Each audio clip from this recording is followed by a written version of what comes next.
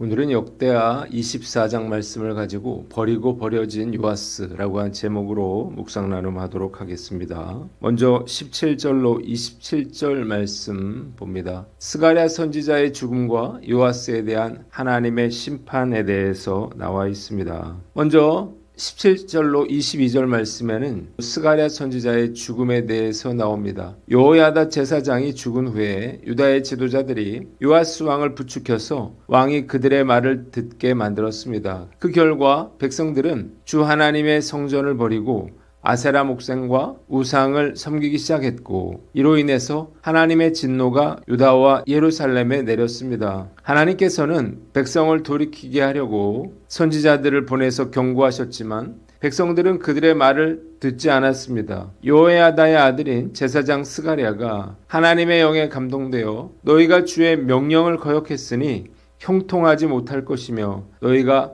주를 버렸으니 주께서도 너희를 버리셨다고 백성들에게 경고했습니다. 그러나 사람들은 오히려 그를 죽일 음모를 꾸몄고 마침내 왕의 명령에 따라서 주의 성전 뜰에서 그를 돌로 쳐 죽였습니다. 요아스 왕은 자신에게 충성을 다했던 스가랴의 아버지 여호야다의 은혜를 저버리고 그의 아들을 죽였습니다. 스가랴는 죽으면서 주께서 이 일을 굽어보시고 갚아달라고 외쳤습니다. 여호야다의 죽음은 요아스의 통치에 큰 변화를 가져왔습니다. 즉 전에는 정치의 대소사를 여호야다와 의논함으로써 하나님 앞에 정직히 행했던 그가 이제는 방백들의 꾀임에 빠져서 우상 숭배의 길로 들어선 것입니다. 요시야가 방백들의 말을 들은 이유가 무엇일까요? 여호야다 사후에 요시야 권력의 기반이었던 제사장의 세력이 약화되고 대신 방백들의 세력이 커졌기 때문이에요. 유다 방백들은 아달랴 치하에서 바알을 숭배하던 자들이었습니다. 이들은 아마도 여호야다가 요아스를 왕으로 옹립하고 종교 개혁을 단행하자 겉으로는 하나님을 섬기는 척하면서 바알을 숭배하다가 여호야다가 죽자 요아스를 깨워서 바알을 숭배하게 만든 것입니다. 두 번째, 요아스에 대한 하나님의 심판이 23절로 27절에 나옵니다. 해가 바뀔 무렵에 시리아 군대가 요아스를 치려 진격해 왔습니다. 시리아 군대는 유다와 예루살렘을 점령하고 지도자들을 죽인 뒤에 막대한 노략물을 다메섹에 있는 그들의 왕에게 보냅니다. 적은 수의 시리아 군대가 유다의 대군을 이긴 것입니다. 전쟁에서 부상을 입은 요아스는 반역한 신하들의 손에 암살되고 요아스는 왕실 묘지에도 안장되지 못했습니다. 본문이 우리에게 주는 교훈이 있는데 첫째로 자기 믿음 위에 서라는 거예요. 요아스는 제사장 여호야다가 살아있을 동안에는 주님 보시기에 정직히 행하였습니다. 여호야다가 요아스를 잘 이끌었기 때문이죠. 그러나 여호야다가 죽자 그는 변했습니다. 요아스 왕의 믿음이 자체적으로 확립된 믿음이 아니라 여호야다의 의존한 믿음이었기 때문이에요. 우리의 신앙은 타인에게 의존해서는 안 되며 오직 하나님과의 개인적인 관계 위에 굳게 서야 합니다. 한국교회 믿음 좋은 성도들의 자녀들 중에 교회를 떠난 청년들이 적지 않습니다. 목사님의 자녀도 예외는 아닙니다. 이유가 무엇인가요? 자기 믿음이 아니라 부모의 믿음으로 신앙생활을 해왔기 때문이에요. 한 목사님의 아들이 있었어요. 그의 아버지는 지역사회에서 존경받는 목회자였고 이 아들은 어렸을 때부터 주일마다 헌신적으로 교회를 섬겼습니다. 사람들은 그를 보면서 역시 믿음의 가정에서 자라서 다르다고 칭찬했고 자신도 스스로 믿음 좋은 청년이라 생각했습니다. 그러나 그가 서울에 있는 대학교에 진학을 하면서 그의 믿음이 흔들려요. 처음 얼마 동안에는 교회에 등록하고 나름 열심히 생활하려 노력했지만 주일 아침에 깨워줄 사람이 없어 주일 예배에 빠지게 되고 그러다 보니 하나님의 존재에 대한 불신이 생겼습니다. 결국 그는 하나님으로부터 멀어지고 말았어요. 한국교회에 이런 가난한 성도들이 얼마나 많은지 모릅니다. 얼마 전 고 옥하는 목사님의 장남인 옥성호 씨가 스스로를 탈회심자라고 선언하면서 기독교 신앙에 대한 근본적인 의문을 제기했습니다. 그는 자신의 유튜브 채널에서 자신을 회심에서 이탈한 사람이라는 의미의 탈회심자라 지칭하면서 기독교 신앙을 떠났음을 시사했어요. 특히 그는 예수 그리스도의 신성과 신성에 대한 전통적인 해석에 의문을 제기하면서 예수가 십자가에서 죽은 것은 그가 100% 인간임을 의미한다는 주장을 하기도 했습니다. 또한 그리스도인들의 몸의 부활, 휴거 등을 문자적으로 믿는 것에 대해서 회의적인 시각을 드러내어 한국교회 성도들에게 큰 충격을 가져다 주었습니다. 국제 제자 훈련원 교재로 제자 훈련을 하고 있는 목사로서 정말 당혹스럽고 안타까운 일이 아닐 수가 없습니다. 자식으로 하여금 부모의 믿음이 아니라 나의 믿음을 갖도록 도와주어야 할 것입니다. 가장 좋은 방법은 나의 신앙이 특정 인물이나 환경에 좌우되지 않도록 매일 하나님과 교제하며 말씀 묵상과 기도를 통해 영적 근육을 강화하는 것입니다. 우리 성도들이 매일 정해진 시간에 말씀을 읽고 기도하는 경건의 시간을 확보하여 자기 믿음 위에 서기를 간절히 기도합니다.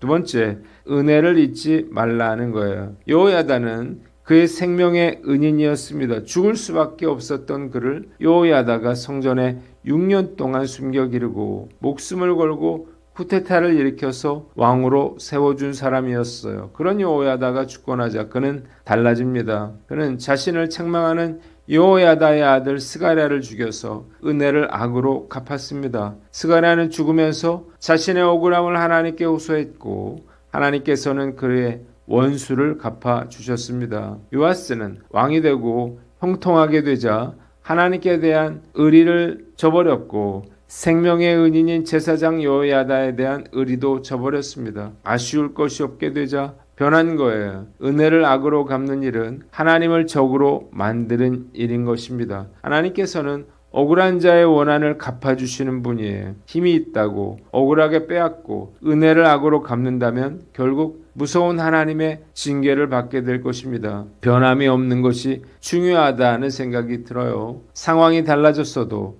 옛 마음을 잃지 말아야 하는 것입니다. 좀 유명해졌다고 돈을 좀 벌었다고 성공했다고 거들먹거리는 것처럼 볼썽사나운 것은 없습니다. 잘되면 변할 사람은 잘되는 것이 축복이 아니라 저주가 될 것입니다. 차라리 축복을 받지 않는 편이 더 나을 거예요. 잘되고 성공하더라도 은혜를 잊지 않고 한결같은 믿음의 사람이 되어야 합니다. 그래야만 하나님께서도 그를 마음 놓고 축복해 주실 수가 있는 것입니다. 처음부터 마지막까지 변질되지 않고 믿음의 경주를 끝까지 달려나갈 것을 다짐해 봅니다. 세 번째, 겸손함을 잃지 말아라 하는 거예요. 요아스가 스가랴의 책망을 들었을 때 그를 죽이라 명한 이유가 있을 것입니다. 그의 아버지 여호야다에 이어서 그의 아들에게까지 책망을 듣고 싶지 않았기 때문이죠. 만일 스가랴의 책망을 듣고 그가 돌이킨다면 또다시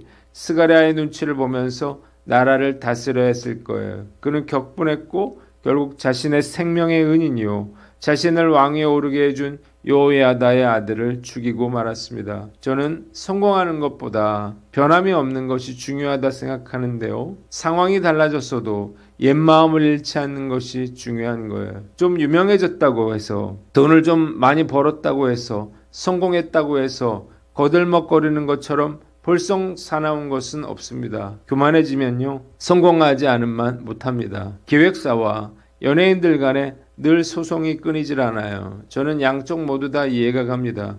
연예인들 입장에서 정말 억울한 일이 많을 거예요. 그러나 사실 기획사 입장에서도 쉽지는 않을 것 같습니다. 유명해지기 위해서 무엇이든 하겠다고 머리를 숙이던 아이를 열심히 노력해서 유명한 가수로 키워주었더니 언제 내가 그랬었느냐 태도가 달라지고 거만해진다면 얼마나 화가 날까요? 그러니 기획사에서는요 노예 계약이라도 해서 나중에 유명해져서 기획사를 떠나게 되더라도 손해보지 않으려고 애를 쓰는 거예요. 성공하더라도 한결같은 사람이 바로 하나님께서 찾으시는 사람이에요. 어떤 상황에서도 겸손함을 잃지 말아야만 합니다. 그래야만 하나님께서도 축복해 주실 수가 있습니다. 하나님 입장에서도 변할 게 뻔할 사람을 밀어줄 이유가 없겠죠. 잘 되면 변할 사람은 잘 되는 것이 축복이 아니라 저주인 것입니다. 축복도 받을 만해야 받는 거예요. 말씀 앞에서 제 자신 돌아봅니다.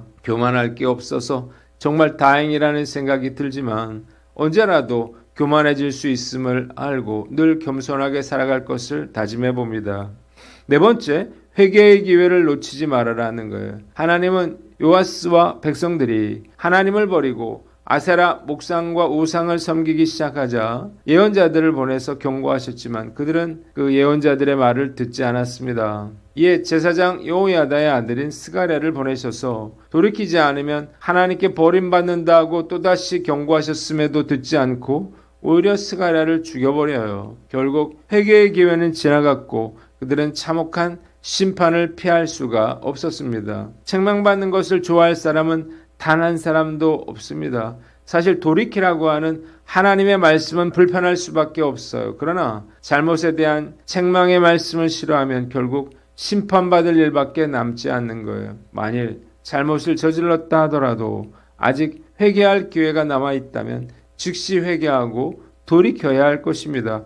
회개의 기회를 놓치면 엄청난 화를 입게 될 거예요. 나는 어떤가 스스로를 돌아보고 듣기 싫은 말도 참고 들을 수 있도록 끊임없이 연습해야 합니다. 책망의 말씀이 주어질 때가 우리에게 주어진 마지막 회개의 기회임을 알고 돌이켜 회개의 기회를 놓치지 않는 저와 여러분들 되시기를 바랍니다. 마지막으로 하나님의 심판을 두려워하라는 거예요. 심은 대로 거두는 것입니다. 하나님을 버린 요아스를 하나님도 버리셨습니다. 시리아와의 전쟁에서 패하고 지도자들이 죽고 노략당하고 전쟁에서 부상을 입은 그는 신하들 손에 죽고 왕실 묘지에도 안장되지 못했습니다. 이 일은 자신의 억울한 죽음에 대해 보복해달라는 스가랴의 기도에 대한 하나님의 응답이었습니다. 우리가 하나님을 두려워해야 할 이유가 있습니다. 하나님이 바로 심판하시는 하나님이시기 때문이에요. 하나님은 선을 악으로 갚는 자를 반드시 심판하십니다. 그래서 함부로 우리가 죄짓고 불순종해서는 안 되는 거예요. 하나님의 심판은 그 누구도 막을 수 없다는 사실을 알고 죄짓지 않도록 늘 주의하고 죄를 지었다면 즉시 회개하고 돌이키는 저와 여러분들 되시기를 바랍니다. 기도하겠습니다. 하나님 아버지, 자기 믿음 위에 서고 은혜를 잊지 않으며 겸손함을 잃지 않고 심판을 두려워하게 하여 주시옵소서.